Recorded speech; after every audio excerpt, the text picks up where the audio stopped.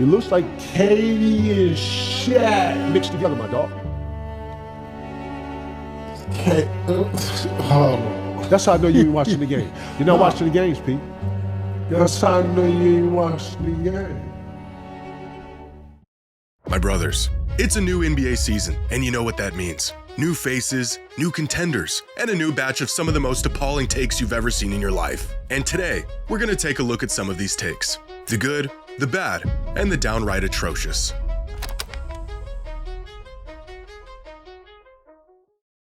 Today's video is sponsored by SeatGeek. With the NBA season here, check out SeatGeek to handle all of your ticketing needs. The #1 rated ticketing app with over 28 million downloads. On SeatGeek, there are more than 70,000 listed events from sports to concerts to festivals and more. For years now, I've been exclusively using SeatGeek to find the best tickets for everything, including my Blazers, where I can browse seating, search for tickets, and get the best deals. And with every ticket backed by their buyer guarantee, once I buy my ticket, I know I'm good to go. And right now, you can get 10% off any tickets by downloading the SeatGeek app and using the promo code Jimmy10. Just click the link in the description to download the app and have the code automatically added to your account to use at any time. That's promo code Jimmy10 for 10% off any tickets, only on SeatGeek.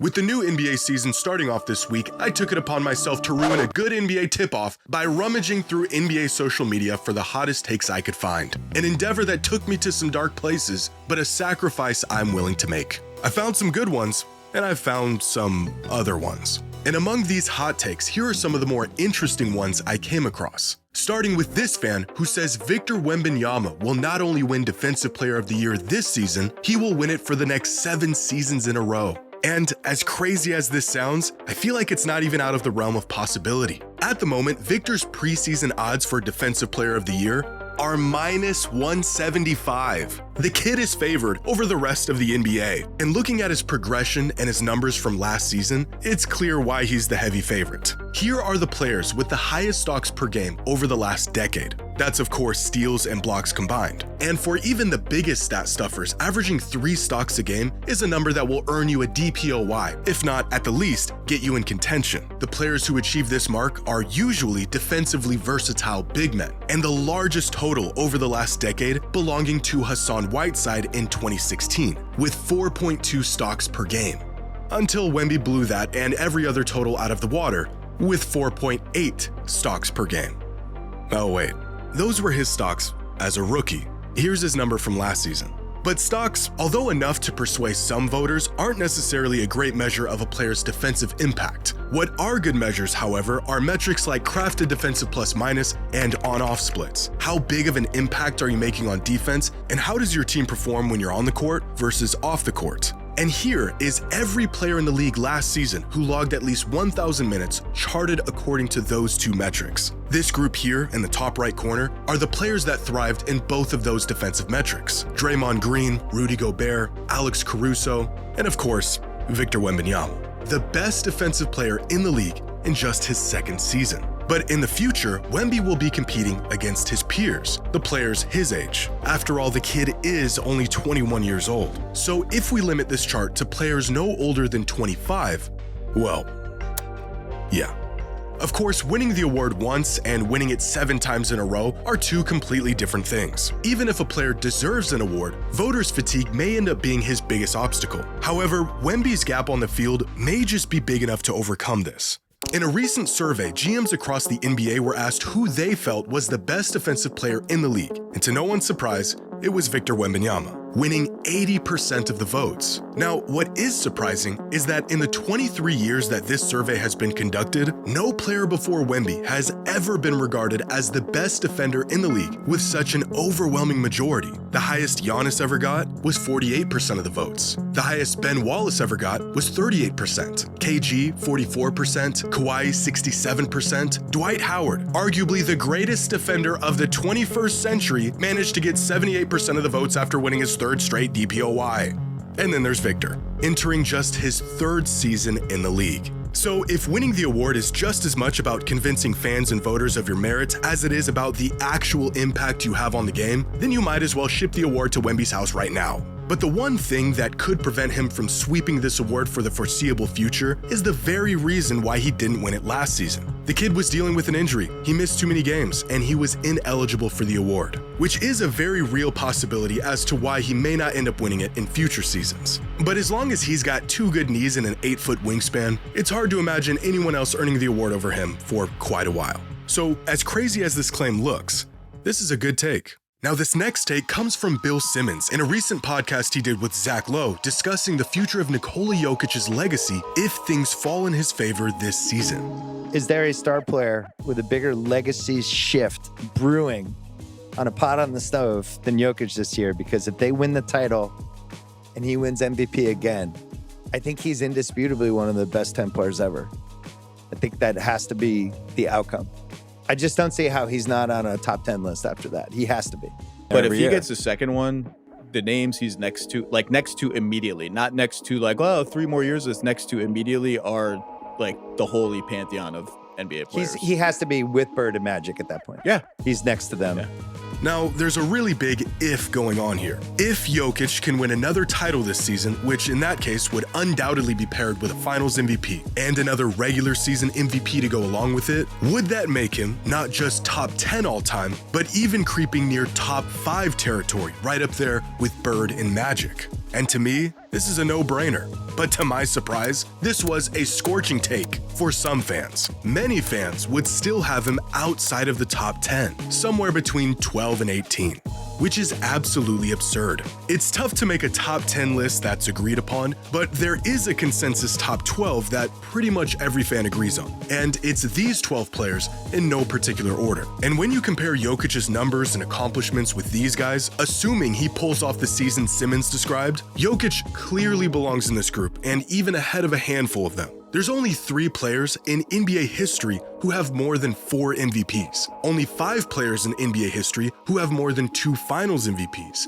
And in terms of statistical impact, Jokic's numbers are just flat out better than anyone's. He's now the all-time leader in virtually every advanced metric and increasing his lead on the field with each season. The only thing holding him back from crashing the party at this point is championships. But that is a huge if. Winning a title is the toughest thing to do in the sport. Winning an MVP in the same season, even rarer. But a historic season like this may be in the cards for Jokic in 2026. After a busy offseason, the Nuggets have now surrounded Jokic with arguably the best roster he's had in his career. They've added depth at the center spot with Valanciunas, they've bolstered their shooting with Tim Hardaway Jr., and they've upgraded their starting lineup with the addition of Cam Johnson. Moves that have made them one of the favorites to win the title this season, with better odds than they've had in any season since their title run in 2023. And in terms of an MVP, there is no player more perpetual and inevitable than Jokic. The guy always plays, his numbers are insane, and they haven't budged in a half a decade. His team looks to be better, so they're set up nicely to grab a top seed. And after averaging a 30-point triple-double last season and still coming up short in the MVP race, I wouldn't be surprised if the MVP narrative is in his favor this season, similar to what happened in 2024 after losing to Embiid in the previous season. In pretty much any other scenario, it would be comical to hint at a player having a historic season like this. But this is prime Nikola Jokic we're talking about, coming off the best individual season of his career with possibly the best roster of his career. And if he could pull it off, I agree with Bill. He would undeniably be a top 10 player of all time with the likes of Bird and Magic. This is a great take.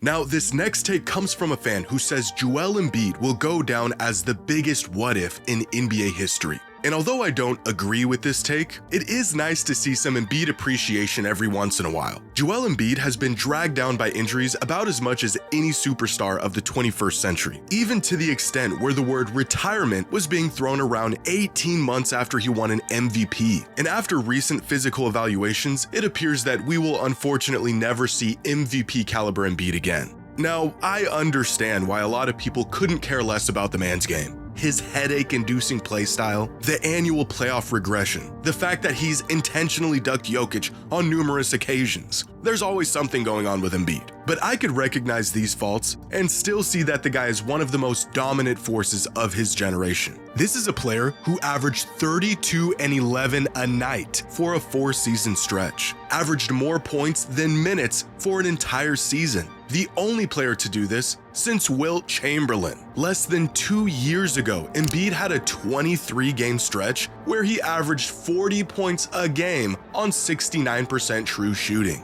40 a game. A stretch that included a 40-piece on Jokic, a 50-piece on Gobert, and a 70-point 18-rebound bomb on Wemby. When the man is healthy, he is legitimately unguardable. He's also one of the few offensive juggernauts that not only has the capacity to anchor a defense, but is willing to do it. Two-way impact, statistically on par with Jokic for consecutive seasons. Somewhere buried under all that foul baiting, showboating, and grifting is a player who could dominate the game without doing any of that.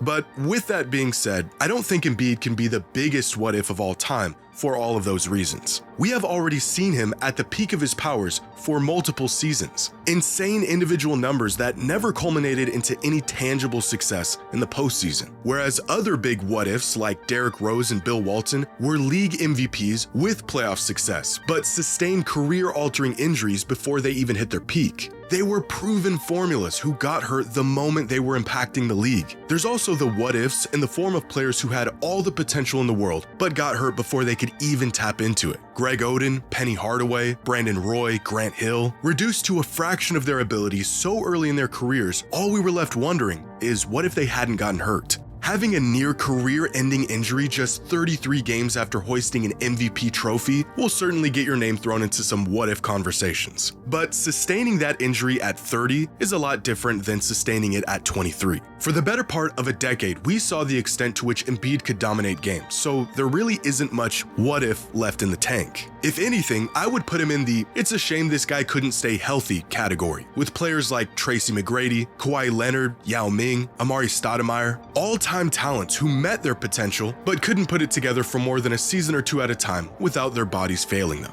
Joel Embiid is prolifically underappreciated as a player, but I don't think he's nearly the biggest what-if in NBA history.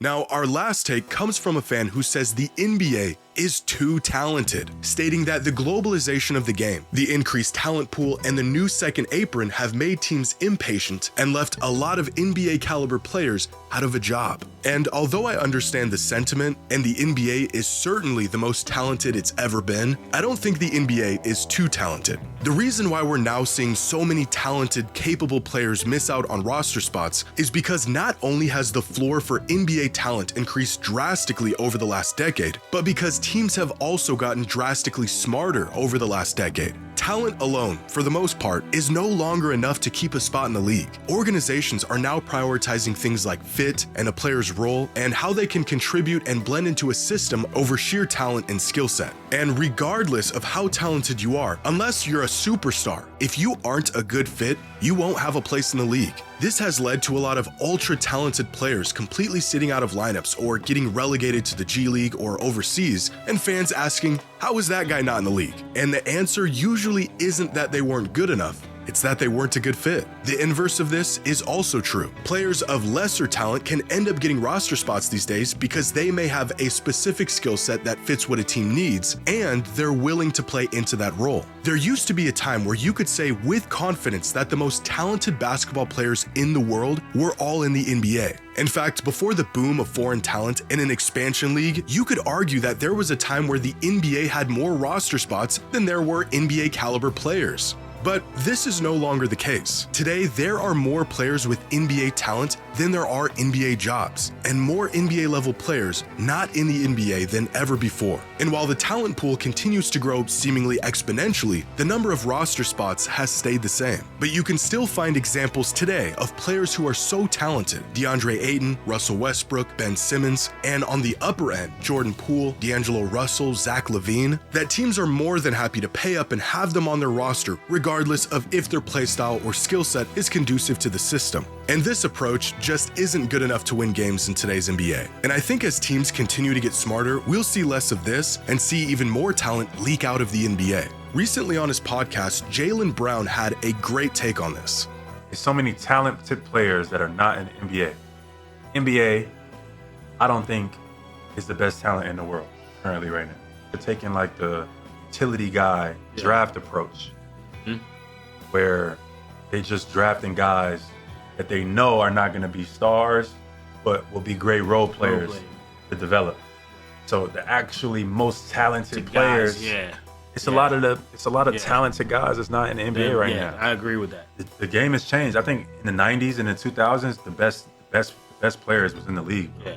Nowadays, in the 2020s, that is not the case. Talent will always be the great filter of the NBA. It decides who gets a chance and who doesn't. But fit and cohesion are more important now than ever before. So I don't think the NBA is too talented. Teams have just shifted their priorities, and talent alone is no longer enough to make it in the league. But I can appreciate this take, and let me know what you think. Share your hot takes in the comments below. And as always, the hotter, the better.